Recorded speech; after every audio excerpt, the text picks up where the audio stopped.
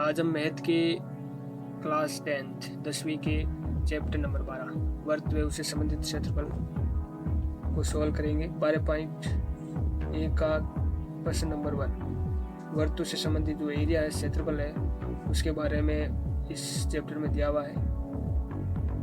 पहला क्वेश्चन क्या कहता है, दो वर्तों की त्रिज्याएं, दो वर्तों की त्रिज्याएं हमने जिस प्रकार से लिखा हुआ है क्वेश्चन में दिया हुआ है उसी के अनुसार चलना। दो वर्त, तो ये पहला वर्त हमेशा सर्कल गोल होता है, वर्ताकार होता है। इनकी त्रिज्याएं क्रम से 19 सेंटीमीटर एंड 9 सेंटीमीटर है। उस वर्त की त्रिज्या ज्ञात कीजिए।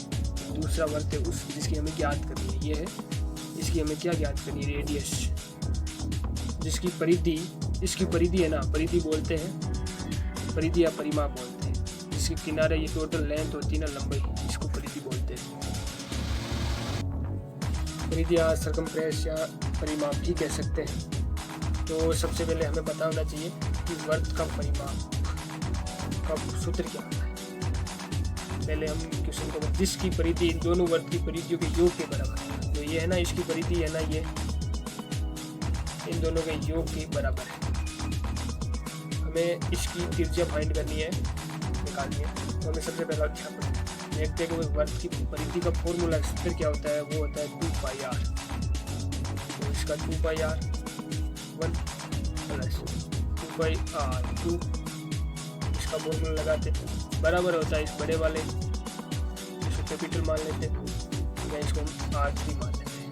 हमें R1 R2 दिया हुआ है, गिवन है, एंड R3 फाइंड करना है, निकालना है। तो यहाँ अगर हम 2π को कॉमन ले लेते हैं तो पीछे R1 प्लस R2 इक्वल हो जाएगा 2πr। इसमें 2π हमें 9 सेमी प्लस एंड 20 सेमी दिया हुआ है सेंटीमीटर।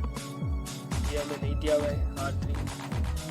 हमें 2π से 2π कट जाएगा क्योंकि यहाँ प्लस से इधर आएगा तो माइनस हो जाएगा। तो R3 यानी बड़े वाले इसकी परिधि हमारे पास आ गई 28 सेंटीमीटर। एंड इसके अंदर हमें वर्त की त्रिज्या ज्ञात कीजिए और वो हमने ज्ञात कर लिया 28 सेंटीमीटर। तो इसकी त्रिज्या कितनी हो जाएगी, 28 सेंटीमीटर। ओके, प्रश्न नंबर दूसरा क्या कह रहा है, दो वर्तों की त्रिज्या क्रम से 8 सेंटीमीटर एंड और 6 सेंटीमीटर है। उस वर्त की त्रिज्या ज्ञात कीजिए। उस वर्त की त्रिज्या यानी तीसरे वर्त की त्रिज्या ज्ञात कीजिए, जिसका क्षेत्रफल है ना, जिसका एरिया, क्षेत्रफल इन दोनों वर्त के क्षेत्रफल के योग के बराबर हो। ये कह रहा है कि दो वर्त है, ये दो वर्त है, सर्कल है दो। अब उस वर्त की त्रिज्या ज्ञात कीजिए। उस वर्त यानी तीसरे वर्त की त्रिज्या ज्ञात कीजिए। इसका जो क्षेत्रफल है ना, जिसका यानी तीसरे का क्षेत्रफल इन दोनों वर्त, ये है ना वर्त, इनकी 8 सेंटीमीटर एंड 6 सेंटीमीटर जो त्रिज्या दी है, रेडियस दी है, इन दोनों वर्तों के क्षेत्रफल के योग के बराबर है। इन दोनों वर्तों के क्षेत्रफलों का योग इस अकेले क्षेत्रफल वर्त के बराबर है, इसके एरिया के बराबर है।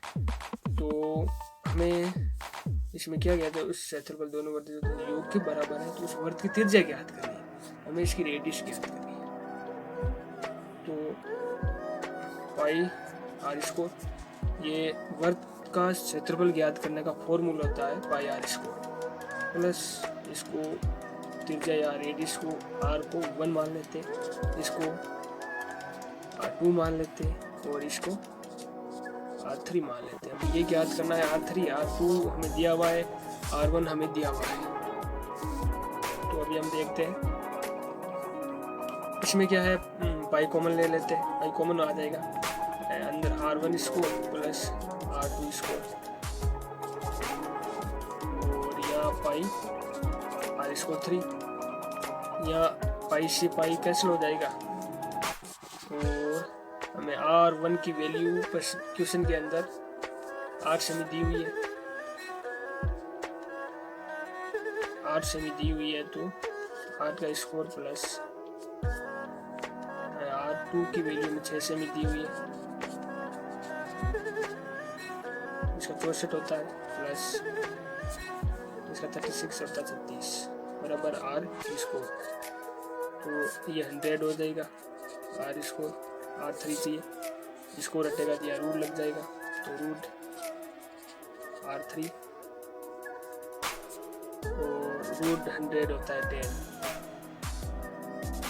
तो 10 × 10 लिख सकते हैं। तो R3 की वैल्यू हमारे पास आ गई है 10, यानी कि इस बड़े वाले का रेडियस 10 सेंटीमीटर होगा। अब प्रश्न में हमें क्या कहा गया वो भी हम देख लेते हैं। क्वेश्चन के अंदर ये कहा गया कि इसका और इसका एरिया इस बड़े वाले एरिया के बराबर है, तो हम सबसे पहले बड़े वाले एरिया का निकालते हैं। पाई आर स्कोर 22/7 × 10 × 10 × 10 × 7, ये हो जाएगा 2200/7। अब हम निकालते हैं पहले इसका 22/7 × 8 × 8, ये हो जाएगा 22/7 × 56 64। अब 64 को हम मल्टीपल करेंगे, 64 128 8 0 1/7, ये इसका एरिया आ गया। अब हम इसका निकालते हैं 22/7 × 6 × 6 36 हो जाएगा, बहुत 297/7। अब हमें इनको जोड़ेंगे कि जोड़ने पर इसका बराबर होगा, तो ये हमारे पास 1408 प्लस 712 यहाँ का एलसीएम 7 हो जाएगा। ओके, इनको ऐड करेंगे 2 और 0, एक हासिल से ये भी 0, 7 21 और 22। ओके, हमें ये दोनों सेम प्राप्त हुआ, समान जो प्रश्न में कहा गया है, तो इसका अर्थ ये है कि ये हमारा आंसर राइट है। ये सिर्फ एक समझाने की है। अगर 10th क्लास के अंदर अगर आप लिखना चाहते हो तो अपनी विधि से लिखिए, हिंदी का उपयोग कीजिए, इंग्लिश का उपयोग कीजिए, शब्दों का उपयोग कीजिए। अभी हम बात करेंगे क्वेश्चन नंबर 3, जिसमें हमें तीरंदाजी का एक लक्ष्य दिया हुआ है, gold, red, blue, black and white. इसमें हमें क्या दिया हुआ है और क्या पूछा गया, पहले तो हम प्रश्न को क्वेश्चन को समझते हैं। जिसमें गोल्ड, इसका हमें व्यास दिया हुआ है 21 सेमी, और हमें ये कहा गया कि इन सभी बीच जो दूरी है ना, चौड़ाई, यहाँ गोल्ड से लेकर ब्लू तक 10.5 मीटर चौड़ी, 10.5 10.5 10.5 सबकी अलग अलग दी सेम है। और हमें कहा गया इसका एरिया और इस पट्टी का एरिया, इस पट्टी का एरिया, इस पट्टी का एरिया, सब पट्टियों का एरिया अलग अलग निकालना है हमें। तो सबसे पहले हम गोल्ड वाले क्षेत्र का एरिया निकालेंगे।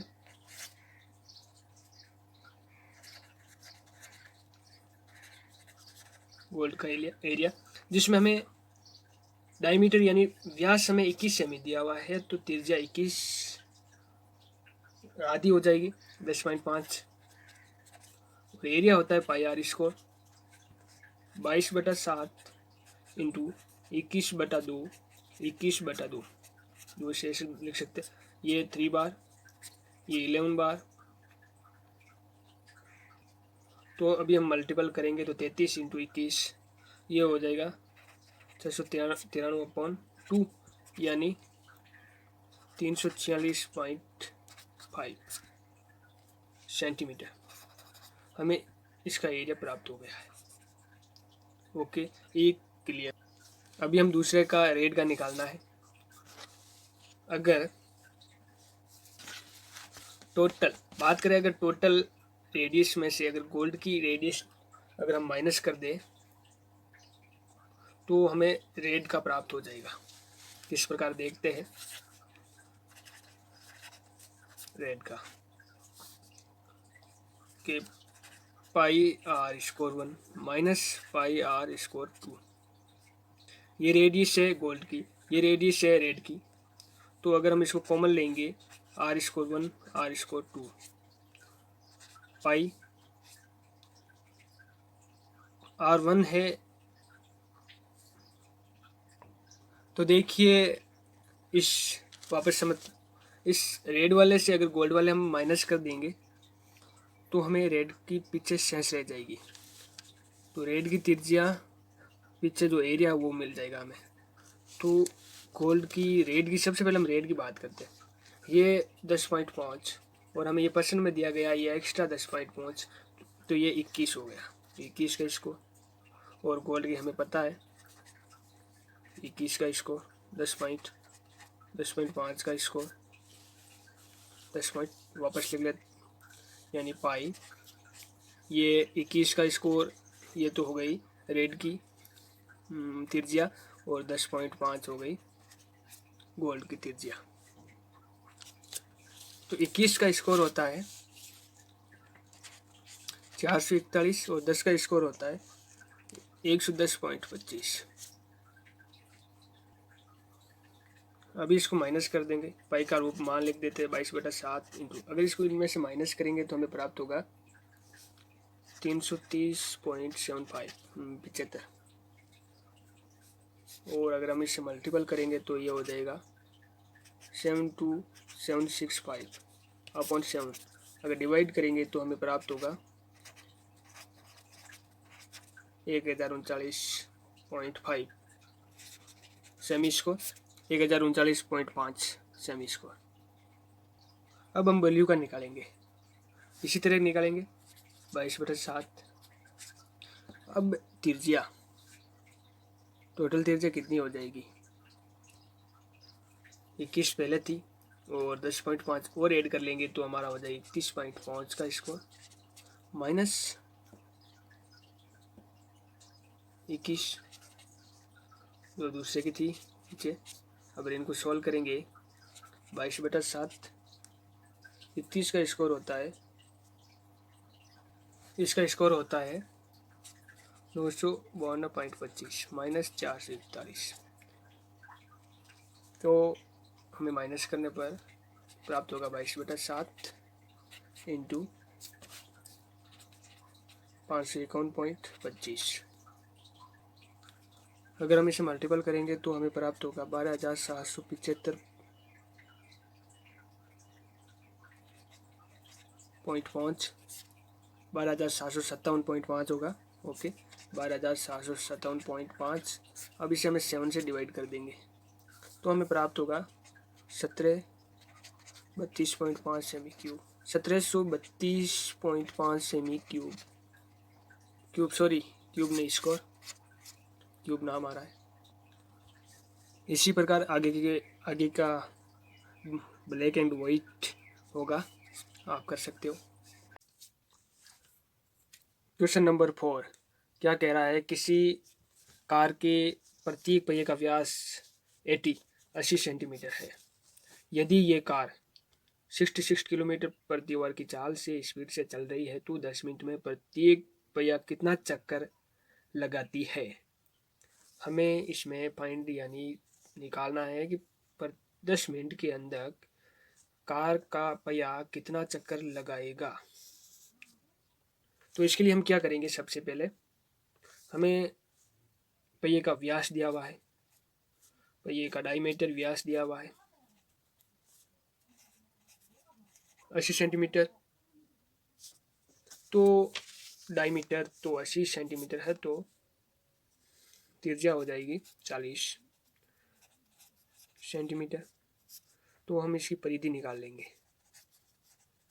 परिधि यानी कि ये पहिया है इसकी एक चक्कर में कितनी दूरी तय करेगा। तो परिधि का फॉर्मूला है 2πr तो 2 इंटू 22/7 इंटू 40 ये हो जाएगा 1760/7 सेंटीमीटर। ये एक चक्कर लगाने में कार का एक पहिया जब एक चक्कर लगाएगा तब 1760/7 सेंटीमीटर कवर करेगा। अब हमें पता है कि दूरी बराबर होता है चाल इंटू समय। चाल इंटू समय होता है दूरी बराबर। हमें एक चक्कर का दूरी हमें प्राप्त हो गया है। तो हमें 10 मिनट में कार ने कितनी दूरी तय की है अब ये निकालना है। तो ये दूरी निकालने के फॉर्मूला है दूरी बराबर चाल इंटू समय, distance equal speed into time. तो हमें चाल यहाँ पर स्पीड 66 किलोमीटर प्रति घंटा दी हुई है, इंटू समय हमें 10 मिनट दिया है। इसके इक्वल करने के लिए हमें घंटे में आवर में चेंज करना पड़ेगा। तो 60 से डिवाइड करेंगे, 0 से 0 कट गया, ये 11। तो हमें 11 किलोमीटर, ये 11 किलोमीटर प्राप्त हुआ है। ये हमें 10 मिनट, ये 11 किलोमीटर वह संख्या प्राप्त हुई है जो कार 10 मिनट में तय करती है दूरी। यानी हम कह सकते हैं कार 10 मिनट में 11 किलोमीटर जाती है। तो 1 घंटे में 66, और कार एक चक्कर पूरा करती है तब 1760/7 सेंटीमीटर दूरी तय करती है। यह हम यहाँ पर सेंटीमीटर है, यहाँ किलोमीटर है। अब हमें सेंटीमीटर में चेंज करो या किलोमीटर में चेंज करो, तो हम 11 किलोमीटर को सेंटीमीटर में चेंज करते हैं। तो सबसे पहले मीटर में चेंज करेंगे, तो इसे 1000 से मल्टीपल करना पड़ेगा, फिर हमें मीटर प्राप्त होगा। अब मीटर को सेंटीमीटर में चेंज करने से 100 से मल्टीपल करना, 100 से गुणा करना पड़ेगा। तो हमें लगभग 11 लाख प्राप्त हुआ, 11 लाख सेंटीमीटर। ये हमें कार द्वारा कुल दूरी तय की गई थी, उसे वो प्राप्त हुआ सेंटीमीटर में। और कार एक चक्कर लगाता है 1760/7 सेंटीमीटर। यानी कि हम यहाँ लिख सकते हैं कि पहिए के द्वारा लगाया गया राउंड या चक्कर। ऊपर लिख सकते हैं टोटल डिस्टेंस, कुल दूरी जो हमें ये प्राप्त है। और परिधि लिख सकते हैं यहाँ एक चक्कर में तय की गई दूरी, 1 round cover the distance. Okay, परिधि भी लिख सकते हैं। अब हमें क्या है, ये 0 से 0 कट गया, ये 7 ऊपर चला गया। अब हम इसे 11 से काट दें, 16 बार, ये 10,000 बार,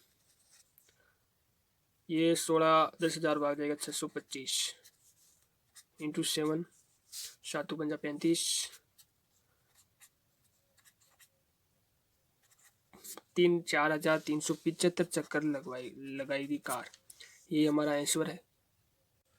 क्वेश्चन नंबर 5, यदि एक वृत्त का परिमाप और उस का क्षेत्रफल संख्यात्मक रूप से बराबर हो, यानी संख्या में बराबर हो, जैसे 5 उस वृत्त का परिमाप है तो 5 ही उसका क्षेत्रफल, जो ये लाइन में लिखा हुआ क्षेत्रफल संख्यात्मक रूप से बराबर हो, इसका अर्थ यही है। और उस वृत्त की त्रिज्या पूछी गई है हमें ऐसे 2 वृत्त दिया हुआ है इक्वल करके, तो इसकी परिधि जो परिमाप है ना, सर्कमफ्रेंस एंड और एरिया है ना इस दूसरे का, ये संख्यात्मक रूप से बराबर है। तो हमें वृत्त की त्रिज्या पूछी गई है। तो हमें पता है कि वृत्त का परिमाप यानी परिधि का फॉर्मूला क्या है, सूत्र क्या है, 2πr है। ओके, एंड हमें पता है वृत्त का क्षेत्रफल एरिया का फॉर्मूला है πr स्क्वायर होता है। पाई से पाई कैंसिल, एक आर ये कैंसिल, तो पीछे एक आर बचा। तो r बराबर 2, यानी त्रिज्या हमें 2 प्राप्त हो गई है, 2। ये हमारा आंसर है।